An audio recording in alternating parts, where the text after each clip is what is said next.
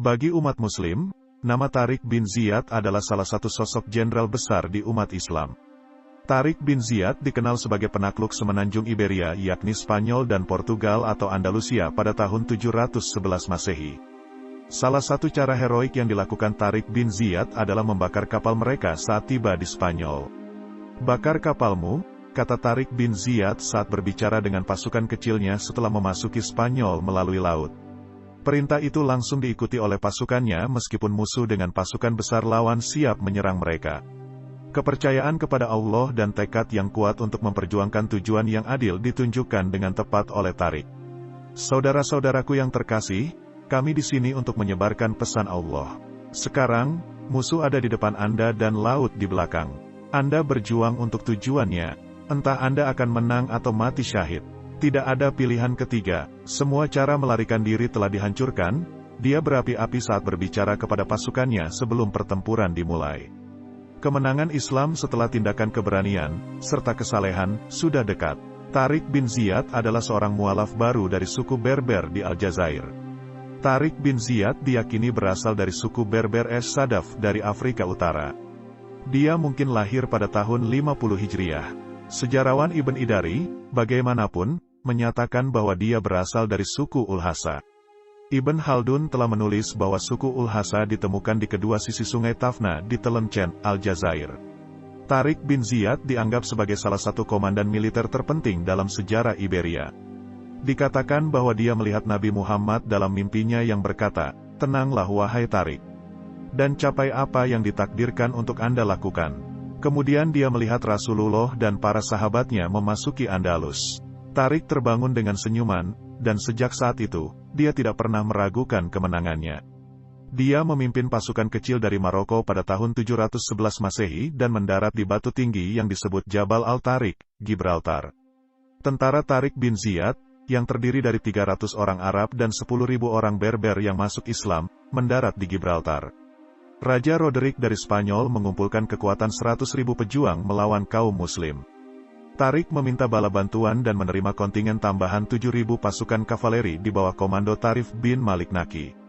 Kedua pasukan bertemu di medan perang Guadalid di mana Raja Roderick dikalahkan dan dibunuh pada tanggal 28 Ramadan 92 Hijriah. Tentara Spanyol yang kalah mundur menuju Toledo. Tariq bin Ziyad membagi pasukannya menjadi 4 resimen untuk pengejaran. Satu resimen maju menuju Cordoba dan menaklukkannya. Yang kedua menangkap pasukan yang ke Murcia dan yang ketiga maju menuju Zaragoza. Tariq bin Ziyad sendiri bergerak cepat menuju Toledo. Kota menyerah tanpa perlawanan. Pemerintahan Raja Roderick berakhir di Spanyol.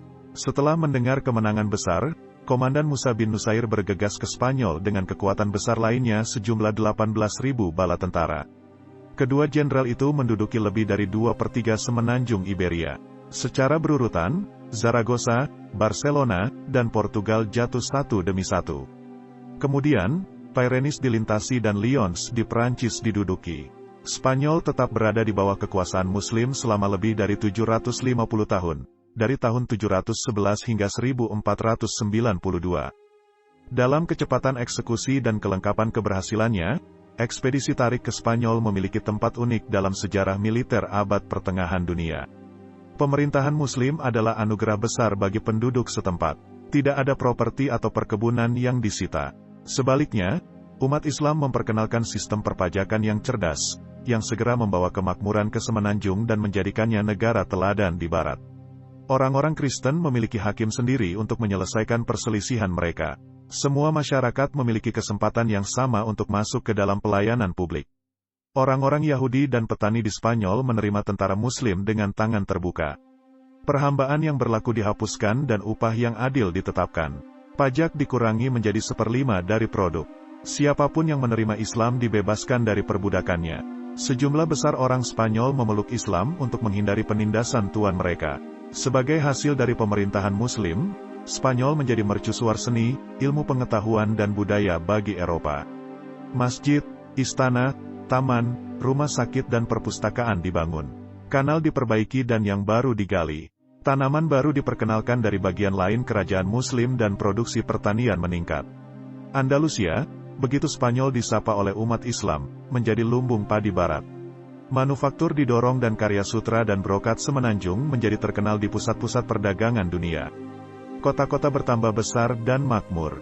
Cordoba, ibu kotanya, menjadi kota utama Eropa dan pada abad ke-10, memiliki lebih dari 1 juta penduduk. Seorang sejarawan Kristen menulis, orang-orang Moor, Muslim, mengorganisir kerajaan Cordova yang indah itu, yang merupakan keajaiban abad pertengahan, dan yang, ketika seluruh Eropa terjerumus dalam ketidaktahuan dan perselisihan yang biadab, satu-satunya yang memegang obor pembelajaran dan peradaban cerah dan bersinar di hadapan dunia barat. Khalifah Walid bin Abdul Malik mengundang Musa bin Nusair dan Tariq bin Ziyad ke Damaskus. Tetapi ketika mereka sampai di ibu kota, Khalifah berada di ranjang kematian. Khalifah Sulaiman menggantikannya pada Februari tahun 715 dan dia berbalik melawan 2 komandan dan merampas semua fasilitas mereka. Tariq bin Ziyad meninggal di Damaskus pada tahun 720. Khalifah Sulaiman adalah penguasa yang pendendam.